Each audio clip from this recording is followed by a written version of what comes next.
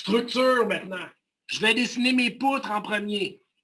Une poutre, ça a l'air de quoi? Ça a l'air épais. J'ai une poutre de 410 qui passe sur l'axe 7.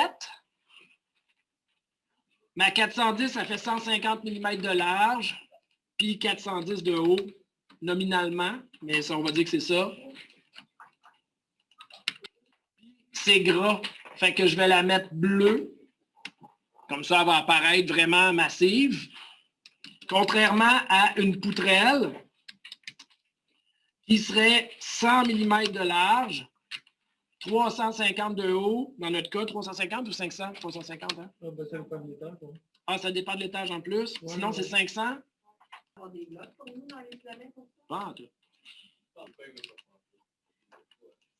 ah non, mais regarde, là, c'est pas trop dur à dessiner, là. Ça, je vais les mettre plus fines parce qu'elles sont plus fines. OK? Donc ici, je pourrais même me faire pas des groupes, mais des blocs avec mon point d'insertion sur le dessus parce que ça va au niveau acier. Fait qu'elle, je vais l'appeler poutre 410. Je vais l'appeler juste W410. Hein. Point d'insertion sur le dessus au centre parce que les poutres sont, le niveau de l'acier est en haut. Choix des objets, je prends ça, c'est beau. Je les ai déjà placés sur mes calques en plus. Fait que si tu n'as pas de bloc, là, c'est pas grave. Poutrelle 500, coupe. Puis après, j'ai des poutrelles 500, point d'insertion sur le dessus de ma poutrelle. Les éléments que je veux, choix des objets, ça, même chose. C'est beau, même chose. Puis là, je fais une distinction entre poutrelle 350 en coupe, puis je vais les avoir en élévation tantôt.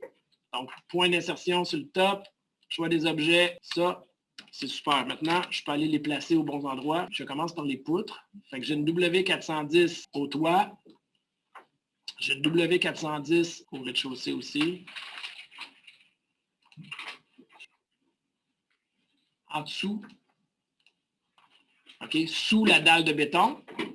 Même là, j'ai mes poutrelles, fait que probablement qu'elle serait plus basse que ça. Mais c'est pas à tous les étages que je vais avoir ma poutrelle. OK. Est-ce que j'ai d'autres poutres? Oui. Je reviens bien en arrière. Tantôt, quand tu as fait la dalle de plancher pour l'étage, tu n'as pas rentré le pontage dedans? Le pontage, il fait partie du 100 mm de béton de la dalle de béton de l'étage. Oui. C'est ça que tu disais là. Ouais. Est-ce que j'ai d'autres poutres que je devrais voir en coupe? Les poutres en élévation au loin, je ne veux pas le savoir, ça ne m'intéresse pas. Je ne les dessinerai pas. Ils vont être cachés dans le gyps, on les verra pas. Je devrais avoir une poutre sur l'axe 1, assurément. Donc, elle, je vais l'avoir un petit peu, mais elle va être cachée dans du gyps. Puis sur l'axe 9, ben, pas mal dans le mur, je ne la mettrai pas, c'est pas grave. Je vais avoir une poutre sur l'axe 1 ici aussi. Bon. Là, ça se pourrait que dans la vraie vie, j'ai une boîte autour. Là, je pourrais faire un rectangle autour pour venir cacher ça, parce que dans le détail de mur rideau que je vous avais montré avec la dalle de plancher, on avait mis une boîte de gyps autour. Là. Fait que je ne vais pas voir une dalle de même apparente. Pour l'instant, moi, ça, vous me dessinez ça, c'est correct. Là. OK. En haut, mes poutrelles sont quel sens? Vers moi, comme ça ou comme ça? À l'état, au toit? Donc, ça va me prendre un autre modèle que celle que je viens de faire là. Je vais aller la placer un petit peu plus haut. Elle, je vais pouvoir me faire un modèle à partir de ça. Là, je pourrais faire la même affaire avec mes poutrelles, évidemment. Là. Donc, je vais venir me mettre une ligne ici. Je vais mettre une ligne à 300. OK. Puis là, je peux venir me mettre des... À partir peut-être de 150, à peu près, à partir du bout, à 45 degrés. Puis à 45 degrés dans l'autre sens. Je vais en mettre juste deux comme ça pour l'instant, puis je vais venir ajouter le reste plus tard. Je vais me laisser un bout ici, là, depuis ce bout-là par là-bas, 150 à peu près. Hop, 101. 151, OK. Une belle grosse précision. Et là, je peux venir copier ça ici, puis déposer ma poutrelle de la bonne couleur. Je vais la mettre plus épaisse, celle-là, un petit peu. Je vais aller la placer sur ma poutre. Donc ici, vu que c'est une poutre maîtresse, elle devrait descendre 100 mm. La poutrelle va se déposer sur l'axe 7. Donc ici, jusque là, je devrais avoir ma poutrelle. Puis après ça, je vais partir du bout là-bas, puis je vais aller copier mes zigzags. Puis là, vu que moi, j'aime pas travailler pour rien, Non, ouais, c'est ça. J'aime pas travailler pour rien. Je vais aller me faire un réseau rectangulaire. Je fais des objets rectangulaires. Puis je vais le pousser par là. Fait que ceux qui ont appris réseau classique, qui n'ont pas appris réseau, le nouveau réseau, ben, c'est ça. Puis là, on rajoute des objets. Là, je pourrais même faire la même affaire à l'autre bout, puis juste ajuster après. Non, pas ça. Enlever ça. Miroir. Là, juste ajuster ce que j'ai besoin. C'est une poutrelle. Un job. Là, elle, je pourrais la rapprocher un petit peu, là. Ouais. Est-ce que j'ai besoin que ça fasse le zigzag toute la longueur? Non, mais si vous aimez ça un peu plus, ben, vous pouvez en rajouter, là, c'est pas grave.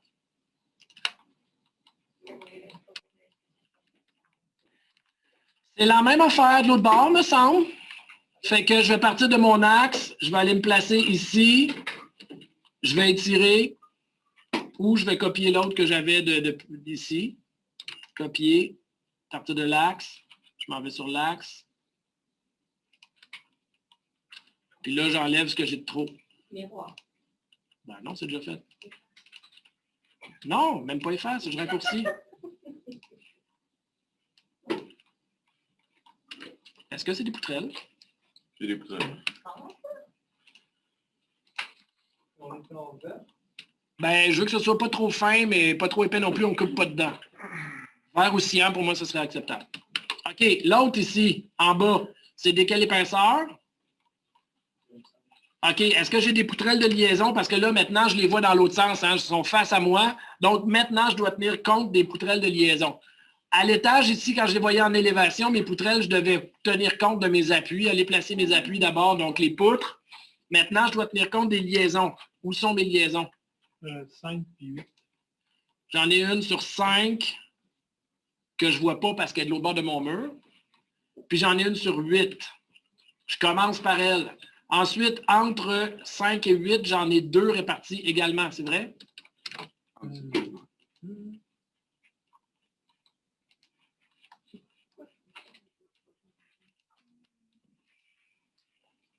Là, je pourrais tracer ici une ligne qui va aller de ma poutrelle à ma poutrelle. Je vais faire diviser cette ligne-là en 3.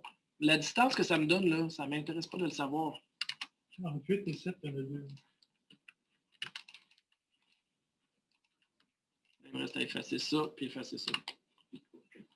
Ensuite, ici, de là jusqu'à l'axe, pareil. Donc 8 et 9.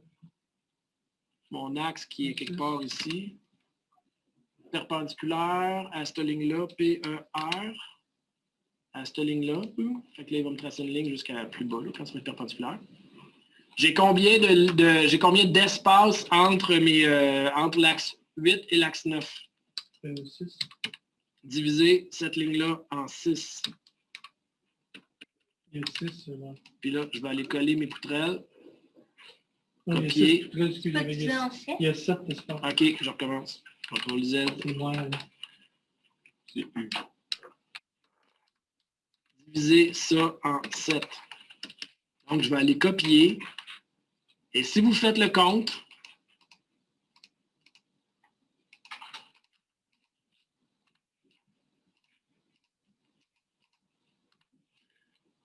un, 2, 3, 4, 5, 6, 7, 8, 9.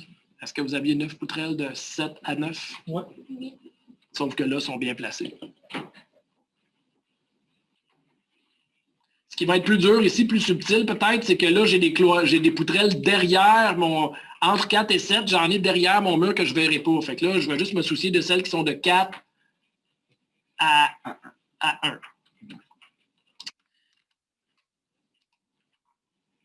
Ici, je vais aller me placer juste pour la forme. Je vais me placer une poutrelle au départ, là, mais c'est juste pour m'aider. OK. Ensuite, combien j'en ai de 1 à 4? Est-ce que c'est où? J'ai une liaison à 5. Ouais. Ça veut dire qu'il faut que je fasse mon calcul entre 1 et 5. Donc, je vais partir ici de l'axe 1. Je vais tracer une ligne jusqu'à l'axe 5. Puis je vais faire mes poutrelles quand même comme si je les voyais, puis j'enlèverai celles qui sont derrière les murs. Combien de poutrelles? Diviser ça. Le nombre d'espaces que j'ai compté entre mes poutrelles, 10, parce que c'est ça que je fais. Fait que là, ici, je vais aller, à partir de là, j'écolle sur mes X. Pour que ça accroche au X, ça vous prend le mode nodal dans vos accroches-objets. Lui, là. Nodal. Mais là, tu as presque une poutre. Non, je vais l'enlever après. Faire un petit peu de ménage. Là, j'en ai une ici dans le coin. Je la laisse-tu? Ouf. Confusion, mais on peut la laisser. Bon, c'est pas grave. On la voit partiellement. Elle, je l'enlève. Gel, elle sur la poutre. Chantal, t'as raison, j'en veux pas. Puis elle, j'en veux pas. Sont en coupe, je les ai mis un peu plus épaisses pour ça. OK?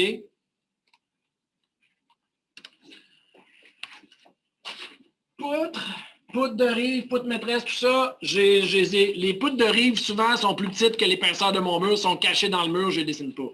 C'est les poutres intermédiaires, surtout, qui m'intéressent, comme elle ici, celle-là. Si j'en avais eu d'autres sur les axes que je coupe, là, je les aurais mis. J'aurais pu mettre en bordure de mon plancher, là, mais là, c'est correct comme ça. Ça va se cacher généralement dans la cloison. Ensuite de ça, les poutrelles de liaison d'abord. Ensuite, les poutrelles par travée, c'est ce qu'on vient de faire. De 1 à 5, c'était une travée de poutrelle. Je calcule combien d'espace que j'ai, je trace une ligne, je divise par cet espace-là. J'ai exactement le même résultat que l'ingénieur. Il l'a calculé pour moi. Moi, je veux juste savoir le nombre d'espaces. Ensuite, je suis rendu à plafond suspendu. Je vais commencer par le rez-de-chaussée. Dans ma composition, ça dit dalle de béton, pontage d'acier, poutrelle, fourrure, gypse, plafond suspendu 600 sous le gypse. Ça vous dit quelque chose? Oui. Ça marche-tu? Oui? Fait que ma fourrure fait 22 mm. Fait que je vais me tracer une ligne. J'aurais pu la laisser, ma ligne, finalement, que j'avais déjà. Je vais me tracer une ligne directement sous mes poutrelles. Puis je vais la tasser de 22 mm. OK? Fait que je vais prendre ça. Je vais prendre cette ligne-là ici. Puis je les descends de 22. Puis là, c'est un gypse, donc je vais les mettre quand même plus épais, là. Puis j'ai 600 mm plus bas mon plafond suspendu. Pourquoi j'en mets pas ici? Ben oui, je vois le plafond dans le milieu de ma cage d'escalier. On va tasser une tuile pour monter au 2e étage.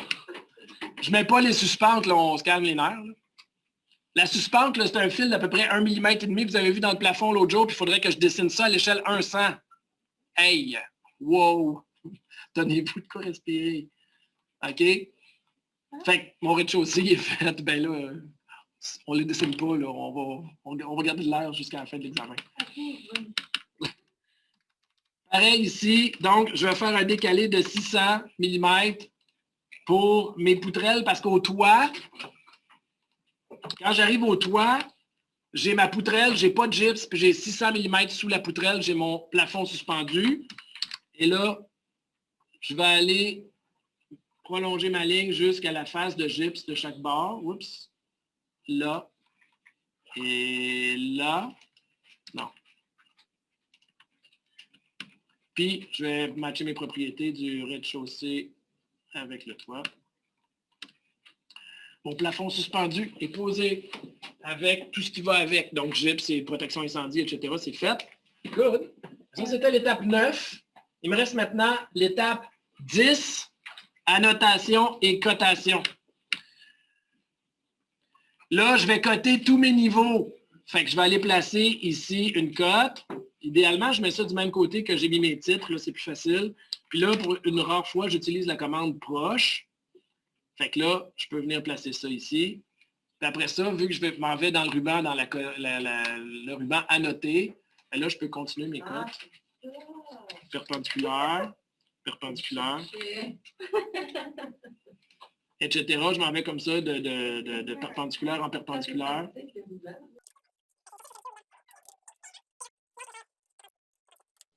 Là, je replacerai mes cotes pour que ce soit un peu plus chic que ça, là, parce que franchement, ça fait bizarre. Ça fait un beau plat de spaghettes, comme je les aime. OK, je replacerai tout ça, j'aurai tous mes niveaux d'identifiés. Je mettrai du niveau du sol jusqu'au toit. Fait que là, je pourrais étirer ça un petit peu. Je vais me tasser un peu. Je vais mettre une cote qui va partir du proche jusqu'au sol pour avoir la profondeur de gel. Puis jusqu'au toit, j'ai la hauteur de mon building et la hauteur de la profondeur de gel. Tellement beau. Ensuite, il va me rester à mettre une cote linéaire. Là, je vais aller activer deux choses que je ne fais jamais. Ce que je vous dis jamais faire, c'est le temps de le faire. J'enlève tout. Je vais mettre proche et perpendiculaire. Ça, c'est exactement le contraire de ce que je vous dis pas de faire depuis le début. Là. Pourquoi pas perpendiculaire? Parce que ça amène de la confusion. Fait que je vais de proche à perpendiculaire pour mon toit, mon plafond suspendu. De proche, quelque part sur mon plancher, jusqu'à perpendiculaire. Même chose ici, proche, ben là, c'est la même affaire, je n'ai pas besoin de la mettre. Fait que là, je me retourne dans mes accroches objets, puis là, je vais enlever tout ce que je viens de faire pour remettre mes affaires normalement. Fait que je mets tout ceux à gauche, le premier en haut, à droite, puis j'enlève les autres. Il va me rester ici à identifier avec un M-texte. Suite A en majuscule. Suite A, c'est le local 101. J'ai ça quand je fais ça.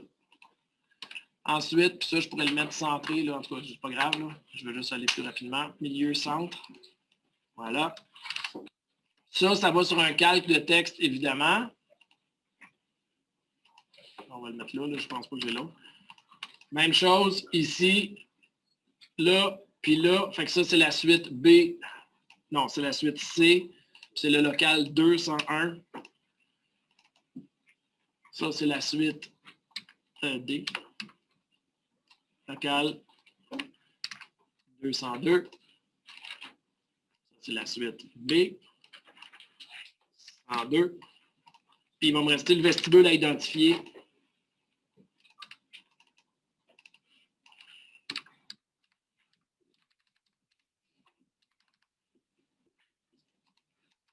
Puis là, effectivement, je peux venir mettre un petit rectangle autour pour faire ça, ça coche.